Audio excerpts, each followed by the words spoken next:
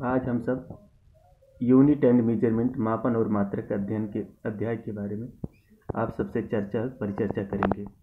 जैसा कि हम चैप्टर 1 भौतिक जगत में पढ़ चुके हैं। जैसा कि हम सब जानते हैं कि भौतिक जगत क्या है। हमारे आसपास, हमारे आस पड़ोस जो भी या हमारे चारों तरफ जो भी व्याप्त है वो सब क्या है, भौतिक जगत के अंतर्गत आते हैं। भौतिक जगत किससे मिलके बना है? भौतिक जगत अगर हम बात करें तो कण, द्रव्यमान अथवा ऊर्जा से मिलकर बना है तथा इसमें समय और अंतरिक्ष भी हैं, समय और अंतरिक्ष भी होते हैं। प्रकृति में बहुत से गुण, प्रॉपर्टीज अथवा कैरेक्टरिस्टिक होते हैं जिनके बारे में हम ज्ञान प्राप्त करना चाहते हैं। उन प्रॉपर्टी और गुणों के बारे में जानने के लिए, उन प्रॉपर्टी और गुणों के बारे में हमें जानने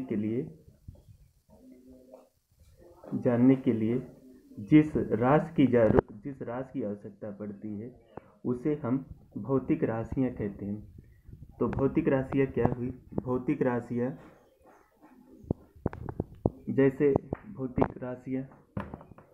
जैसे देखिए, एक पेन है, इसकी लंबाई कुछ है और एक दूसरी वस्तु है, ये है। तो अब हम पूछे, दोनों में ये दो भौतिक पदार्थ हो गए, एक पेन और एक छोटी टिप। अब इन दोनों के बारे में अगर हमें कुछ बताना है तो हम दोनों में कौन बड़ी है अथवा कौन छोटी है, तो हम जाहिर सी बात कह देंगे, आसानी के साथ कह देंगे टिप छोटी है और ये बड़ा है। अब प्रश्न उठता है कि किस आधार पे आपने कहा कि जो टिप है वो छोटी है और ये पेन बड़ी है। तो उत्तर आएगा कि हम लंबाई, भौतिक राशि एक लंबाई है, उसी के आधार पे हम कह रहे हैं कि टिप छोटी है और ये पेन बड़ी है। एक दूसरा उदाहरण दिखा रहे हैं आपको। एक वस्तु ये है और एक वस्तु ये है। अब इन दोनों वस्तुओं में कौन ज़्यादा भारी होगा,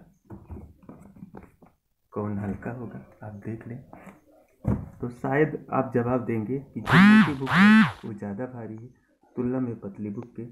अब इसके पीछे वजह क्या है? कौन सी भौतिक राशि है जिसके कारण मोटी बुक ज़्यादा भारी लग रही है, ज़्यादा मेरे हाथ में दबाव डाल रही है तुलना में पतली बुक के?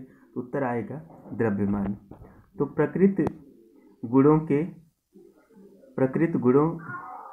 के अध्ययन में जो सहायक होती है उन्हें हम भौतिक राशियाँ कहते हैं।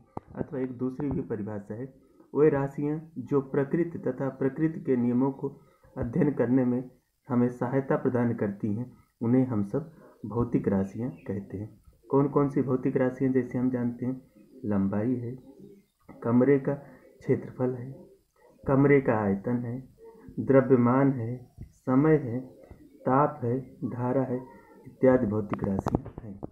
अब हम बात कर रहे हैं मापन की। भौतिक राशियों को अंक प्रदान करना ही क्या कहलाता है? मापन कहलाता है। जैसे अभी हमने कहा कि कौन छोटा है, पेन छोटा है कि छोटी टिप छोटी है।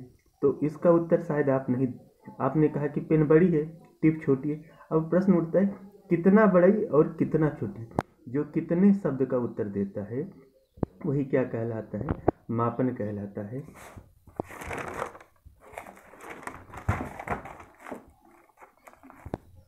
अब हम बात करेंगे मापन की प्रक्रिया किस आधार पर हम लोग कहते हैं। मापन की जो प्रक्रिया है वह तुलना के आधार पर है।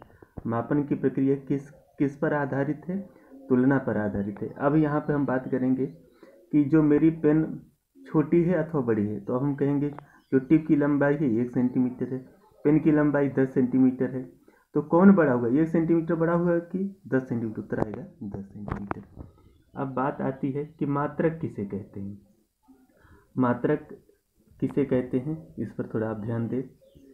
जिसमें भौतिक राशि मापी जाती है वही क्या कहलाती है? मात्रक कहलाती है। जैसे गांव में इस समय मड़ाई का सीजन चल रहा है, तो हम लोग किस में नापते हैं? गेहूं को किस में नापते हैं? लोग कहेंगे बोरे में नापते हैं। हमें कितना बोरा गेहूं प्राप्त होगा? 100 बोरा। तो गांव में जो गेहूं नापने का मात्रक क्या है? बोरा। अथवा कितना झहुआ हुआ, कितनी टोकरी हुई। तो इकाई वह राशि है जो उसे मानक बनाती है, उसी को मात्रक कहते हैं। किसी भौतिक राशि के निश्चित किए गए मान को ही मात्रक कहते हैं।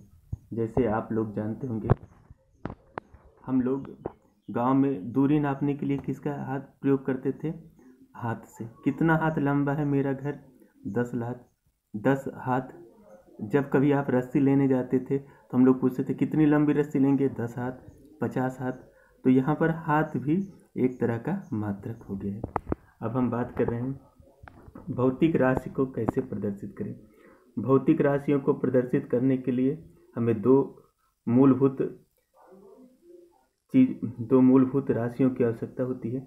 एक तो एक मात्रक की, और दूसरा वह राशि, वह भौतिक राशि कितना गुना अधिक है, अर्थात आंकिक मान की। कोई भौतिक राशि जो होती है उस आंकिक मान तथा मात्रक के गुणनफल के समानुपाती होता है। जैसे अभी हमने कहा पेन की लंबाई कितनी है? 10 सेंटीमीटर है, अर्थात यहाँ पर सेंटीमीटर क्या है? मूल मात्रक है और वो कितना गुना है? 10 गुना है। जैसे हम लोग कहें कि एक व्यक्ति की लंबाई कितनी होती है? 6 फीट होती है। यहाँ पर फीट क्या है? मात्रक है।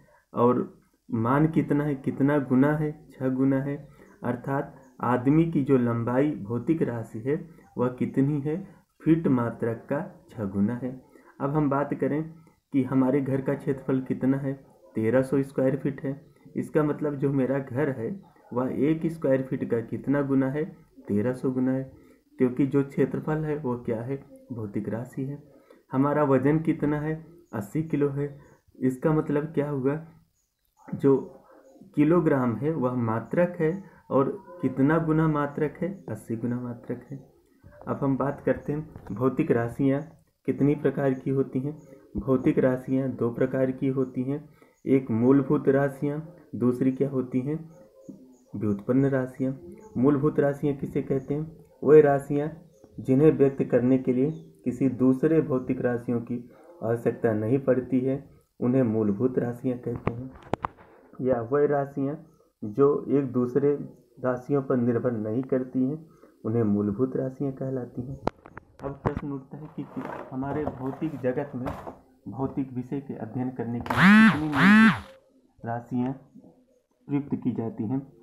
सन